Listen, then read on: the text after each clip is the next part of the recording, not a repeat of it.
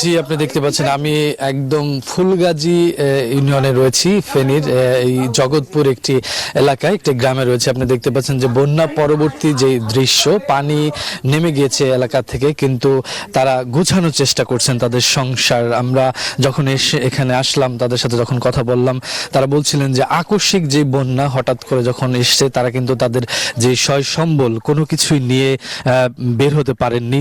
শুধু প্রাণটা নিয়েই মূলত পরিবার পরিজনের সদস্যদের নিয়ে, প্রাণটা নিয়ে মূলত নিরাপত্তাশ্রয় স্থলে পৌঁছেছিলেন। কিন্তু যখন এই বন্যার পরিস্থিতি একটু উন্নত হলো, আবার যখন পানি নেমে গেল, আপনি দেখতে পাচ্ছেন যে আমি এই মুহূর্তে কিন্তু একটা পরিবারের বাড়ির আঙিনায় রয়েছি। এই সব ধ্বংস জিনিস দেখছেন আপনি, বন্যায় সব নষ্ট হয়ে গেছে। তাদের যে বাসা বাড়িতে যে আসবাবপত্র ছিল, তাদের যে দৈনন্দিন জীবনে যে ব্যবহার জিনিসপত্র ছিল, সব জিনিসই কিন্তু একদম নষ্ট হয়ে গেছে, ধ্বংস হয়ে গেছে। তারা সেখান থেকে নতুন করে আবার শুরু করার চেষ্টা করছেন, গুছানোর চেষ্টা করছেন।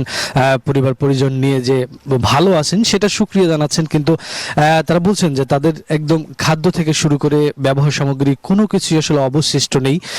এখানে আমি যেখানে দাঁড়িয়ে রয়েছি, এখানে মূলত একদম তাদের যে ঘরের ডুবুডুবু অবস্থা ছিল, আমাকে যেটা বললেন আসার পরে এই বাড়ির যিনি দায়িত্বে ছিলেন, যিনি বাড়ির আসলে পরিচালক, তারা 10 জনের সদস্য। আপনি দেখতে পাচ্ছেন যে ঘরের মেঝেতে পরিষ্কার পরিচ্ছন্নতার কাজ করছেন, আর এই ঘরের বুক পর্যন্ত পানি, ঘরের ভেতরে বুক পর্যন্ত পানি চলে গিয়েছিল। তারা বলছেন যে হঠাৎ করেই মূলত একদিনের সময় তারা পাননি, হুট করেই পানি এসে একদম বাড়ি প্লাবিত হয়ে গেল। সেখানে আসলে কোনো কিছু নিয়ে যাওয়ার মতো কোনো পরিস্থিতি ছিল না। এই যে সাজানো সংসার, সেইটা কিন্তু একদমই আমরা দেখতে পাচ্ছি যে আর অবশিষ্ট বলতে কিন্তু তেমন কিছু নেই। সেখান থেকে নতুন করে শুরু করার চেষ্টা তারা করছেন। তারা ভেঙে পড়েছেন। তাদের আসলে কল্পনাও ছিল না এই ধরনের কোনো ঘটনা এখানে ঘটতে পারে।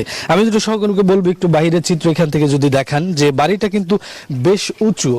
সেলিম ভাই একটু সামনে আসবেন। বাড়িটা কিন্তু বেশ উঁচু, আপনি দেখতে পাচ্ছেন যে খুব উঁচু কিন্তু এই বাড়িটা। তারপরেও কিন্তু এই বাড়ির ভেতরে কিন্তু পানি প্রবেশ করেছিল, এবং সেখানে প্রায় 2-3 ঘন্টার মধ্যে ঘরের ভেতরে পানি চলে যায়, তারা যেমন বলছিলেন। তারপরে আজকে সকালে তারা এখানে আসলেন, আসার পরে দেখছেন যে শুধুমাত্র বাড়িটাই আছে, ভেতরে যে আসবাবপত্র ছিল তা কিন্তু ব্যবহার উপযুক্ত নেই।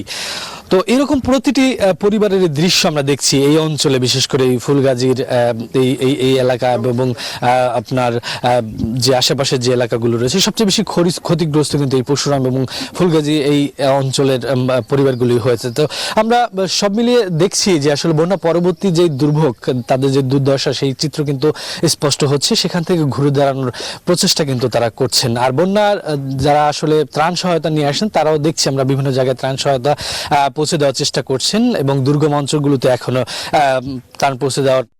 আপনাকে ধন্যবাদ আমাদের সঙ্গে যুক্ত হওয়ার জন্য। সঠিক প্যাড আর সঠিক তথ্য দিয়ে এসব সামলে নিব এক হয়ে মোনালিসা স্যানিটারি ন্যাপকিন।